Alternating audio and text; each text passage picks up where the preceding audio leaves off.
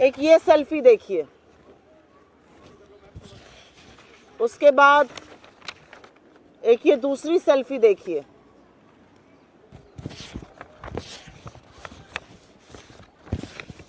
फिर एक तीसरी सेल्फी देखिए, एक चौथी भी लेकर आई हूं। इन सेल्फियों को देखने के बाद आपको कुछ और दिखाऊंगी। 10 नवंबर 2016 को इस देश के तमाम अखबारों में, अगर आप थोड़ा जूम इन कर पाएं, तो फ्रंट पेज पर, कवर पेज पर 10 नवंबर 2016 नोटबंदी के 2 दिन बाद एक बड़ा सा विज्ञापन कवर पेज पर छपा था। और आप लोग तो प्रबुद्ध मीडिया के साथी हैं, आप जानते हैं कि कवर पेज कितना महंगा होता है, लेकिन ये कवर पेज का विज्ञापन छपा था जिस पर मोदी जी को मजबूत निर्णय, नोटबंदी जैसे मजबूत निर्णय को लेने के लिए साधुवाद किया गया था। पेटीएम ने छापा था। ये वही पेटीएम है जो नरेंद्र मोदी जी के ऊपर एक पिक्चर बनी है, थोड़ी घटिया सी पिक्चर थी, कोई बात नहीं। उस पर 15% का कैशबैक देता है, 200 रुपए कैशबैक, जिसका जिक्र प्रधानमंत्री उत्तराखंड की अपनी रैली में करते हैं। तो ये सारी सेल्फी में जो व्यक्ति आपको दिख रहा है, तमाम वीडियो है उछल कूद करते हुए, डांस करते हुए, खुश होते हुए। ये वीडियो विजय शेखर शर्मा के हैं, जो पेटीएम के सीईओ हैं, जो पेटीएम के संस्थापक हैं, फाउंडर हैं। और इस तरह का साधुवाद देना, इस तरह की खुशी व्यक्त करना स्वाभाविक है, क्योंकि मोदी जी ने छप्पर फाड़ के उनको खुशियां देने का काम किया है। आप ये सोचिए कि जिस नोटबंदी ने अर्थव्यवस्था को अधिया दिया, जिस नोटबंदी ने हजारों लाखों एमएसएमईज बंद कर दिए, लोगों को बेरोजगार कर दिया, उस नोटबंदी को साल दर साल अपने लिए सबसे शुभ दिन मानने का काम करने वाले व्यक्ति विजय शेखर शर्मा हैं। उन्होंने अपनी कंपनी का आईपीओ भी 8 नवंबर को ही किया था, 2021 को। खैर, परेशान करने वाली बात यह है कि इस व्यक्ति और इसकी कंपनी के खिलाफ मनी लॉन्ड्रिंग जैसे गंभीर आक्षेप लगे हैं और गंभीर आरोप लगे, और ये विपक्ष ने नहीं लगाए हैं, ये इस देश के भारतीय रिजर्व बैंक ने लगाए हैं। और उन अनियमितताओं के चलते उनके पेटीएम पेमेंट बैंक को प्रतिबंधित कर दिया गया है, पूरी तरह से बंद कर दिया गया है। ना वो टॉपअप कर सकते हैं, ना वो कुछ क्रय कर सकते हैं, ना वो जमा कर सकते हैं पैसा। 29 फरवरी से पेटीएम पेमेंट बैंक पूरी तरह बंद हो जाएगा। आपकी जानकारी के लिए सारी कार्रवाई आरबीआई ने अपने अधिनियम 35A के तहत की है। तो ये वो व्यक्ति है जो प्रधानमंत्री के बेहद करीबी हैं। ये वो व्यक्ति हैं जिनके बारे में प्रधानमंत्री अपनी चुनावी रैली में जिक्र करते हैं, तमाम सेल्फी खिंचाते हैं। आप सब जानते हैं, प्रधानमंत्री की तस्वीर को अगर आप किसी अखबार में इस्तेमाल करते हैं विज्ञापन के लिए, तो आपको पीएमओ की संस्तुति चाहिए होती है। तो ये बहुत करीबी है प्रधानमंत्री के, बहुत चहेते हैं, बहुत लाडले हैं। और अब ये मनी लॉन्ड्रिंग जैसे आक्षेपों से घिरे हुए हैं। और ऐसा नहीं है कि ये गाज एकदम से गिर गई है, क्योंकि अगर खबर देखिए और रिपोर्ट्स जो आप ही लोग लगा रहे हैं, उनके मुताबिक 2017 में लाइसेंस मिलने के 1 साल के अंदर गंभीर घपले शुरू हो गए थे और आरबीआई ने बार बार दंडित करने का भी काम किया। कभी जमाकर्ताओं पर रोक लगी, कभी जुर्माना लगा 6-6 करोड़ रुपए का, तमाम चीजें हुई। लेकिन उस दौरान भी, उसके बावजूद भी प्रधानमंत्री इनकी पैरवी करते रहे, इनका प्रचार प्रसार करते रहे।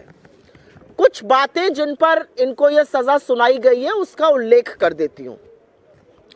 खबरों के मुताबिक आरबीआई ने 35 करोड़ पेमेंट बैंक के जो वॉलेट थे उसका निरीक्षण किया।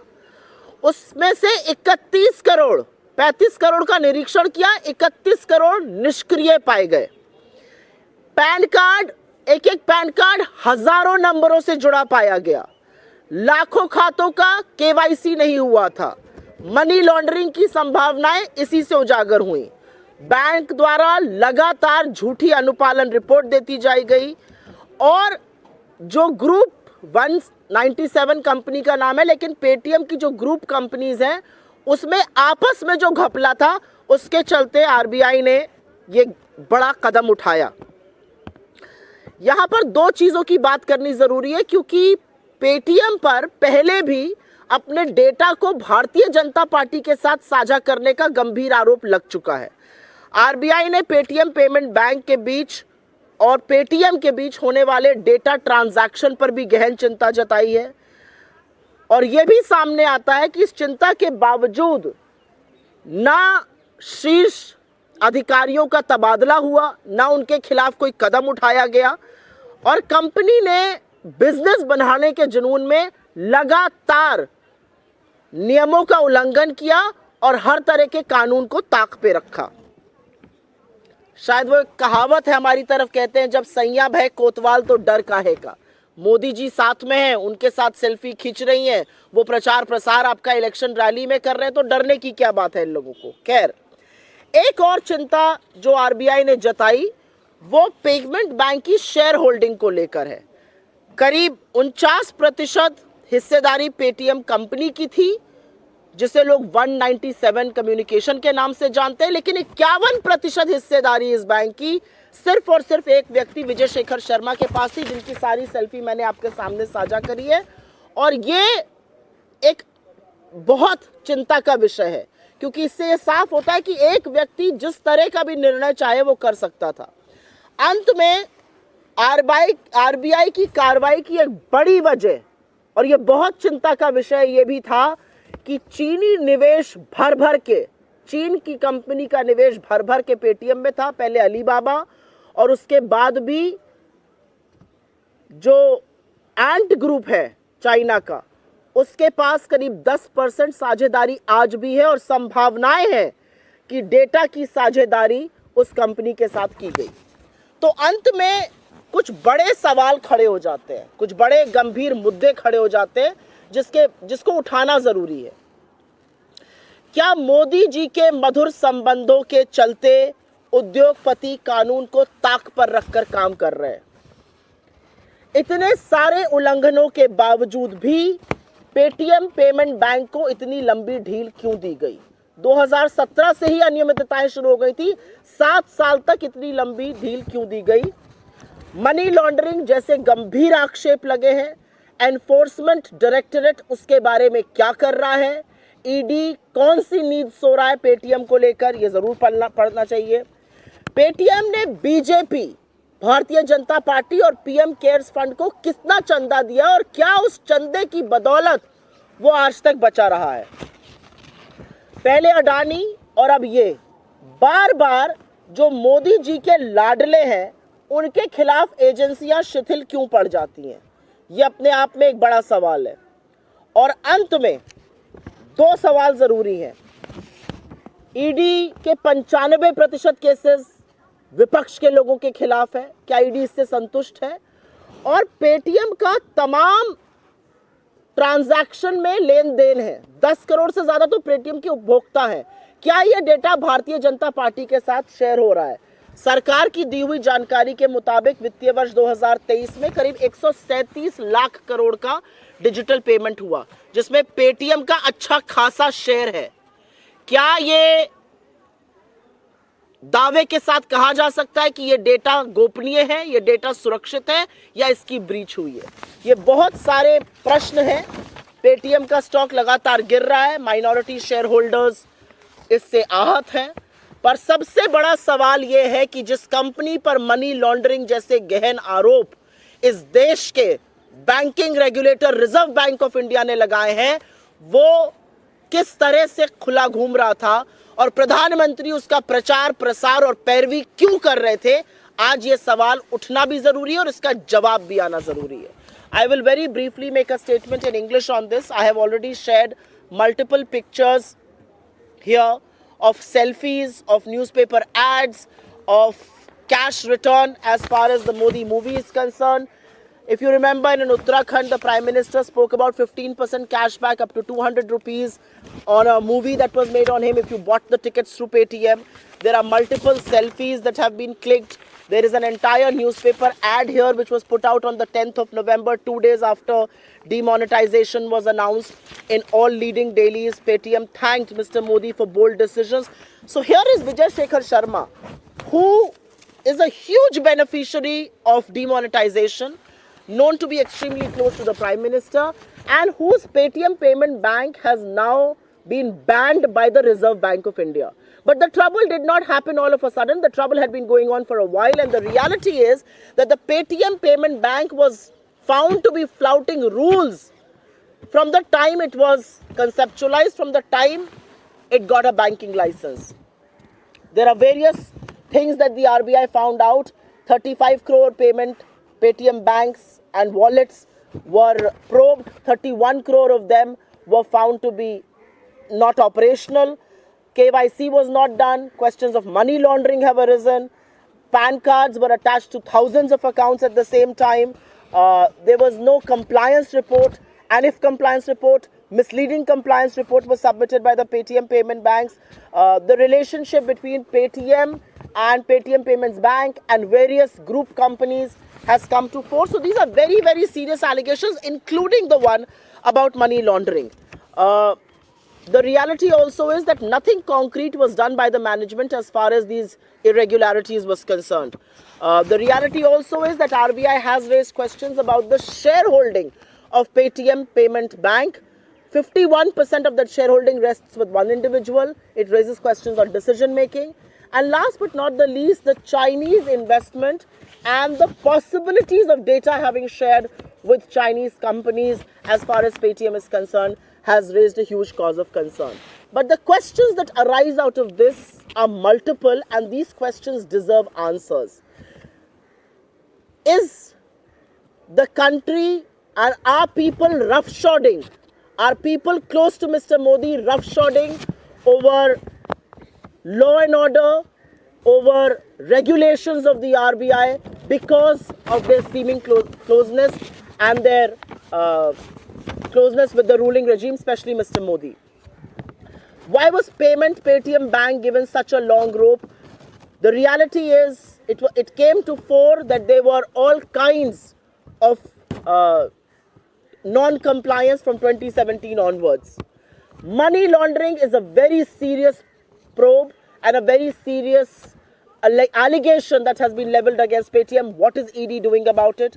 How much money has Paytm given to BJP and to PM CARES Fund? Have they been let loose because of the donations that they have made, apart from their closeness to Mr. Modi? And last but not the least, why is it that everybody associated with Mr. Modi sees no probe, whether it is Mr. Adani or whether it's Vijay Shekhar Sharma or Paytm? And lastly, Paytm has a substantial share of digital payments.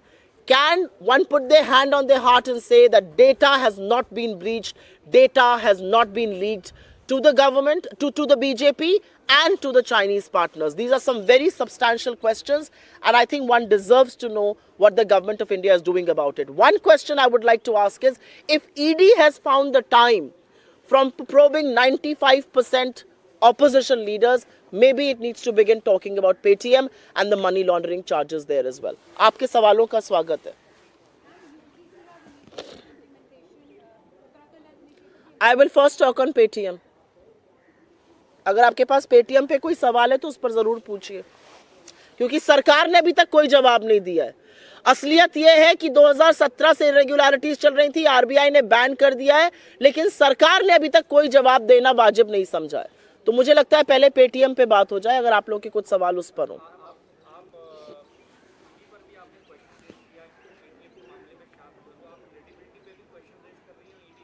मतलब ED की credibility पर तो 4 साल का बच्चा question raise कर रहा है, तो मैं इस प्लेटफॉर्म से करूंगी तो कौन सी बड़ी बात हो जाएगी.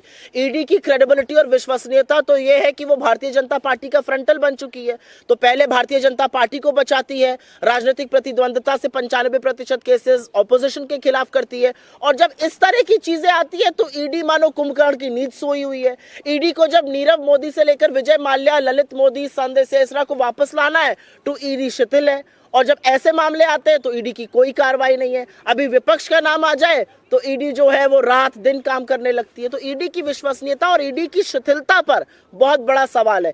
आरबीआई जैसी संस्था ने अगर मनी लॉन्ड्रिंग की आशंका जताई है तो अभी तक ईडी क्या कर रही है पेटीएम के खिलाफ, सवाल इस बात का। और पेटीएम को कौन बचा रहा है? क्या पेटीएम को खुद नरेंद्र मोदी बचा रहे हैं? ये सवाल है।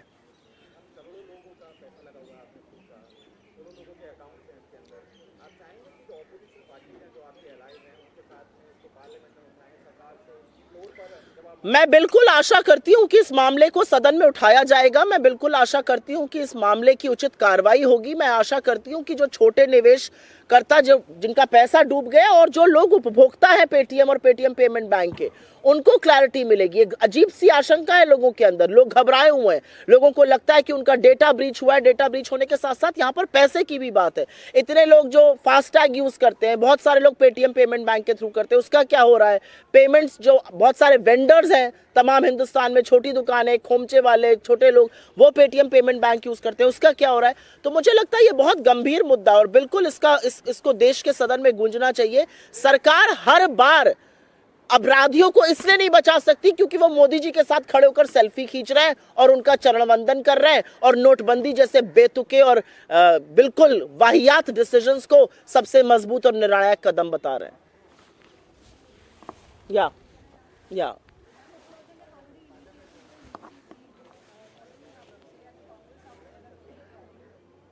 I don't have to say anything. I think these are election jumlas and they will continue up until elections. I think the government has been in power for the last 10 years. It's a second term for Uttarakhand government as well, and they are doing what they are doing. So I do think these are election gimmicks to distract you away from issues that I just spoke about. Because if you are not going to talk about those issues and if they are not going to distract you, you will ask, why has Paytm got unscorched? Why has Paytm got away with a seeming scam that they have done? Why has Paytm got away with alleged money laundering? These are questions that will be raised. You will raise questions on unemployment. You will raise questions on price rise. You will raise questions on income inequality. You will raise questions on why is the government cutting budgets on agriculture, education, health, social welfare. So because you should not raise those questions there, people should not raise those discussions. These things will be flouted. These are hot air balloons. Let them be floated.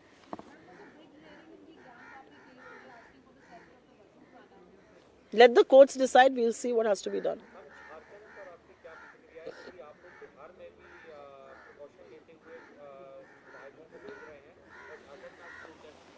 मुझे ऐसा लगता है कि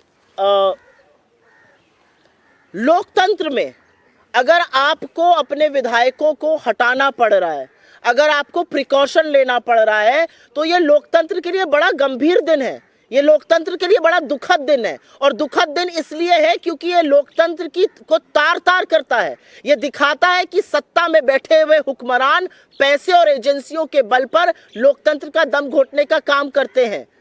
वो खरीद फरोख्त करते हैं, वो चुनी हुई सरकारों को गिराते हैं, वो मताधिकार का दुरुपयोग करते हैं। ये लोकतंत्र के लिए गंभीर विषय है और बिल्कुल जो कदम उठाना होगा चुनी हुई सरकारों को बचाने के लिए, मताधिकार की रक्षा के लिए, लोगों का जो मताधिकार था उसको ऊपर रखने के लिए, वो हम करेंगे।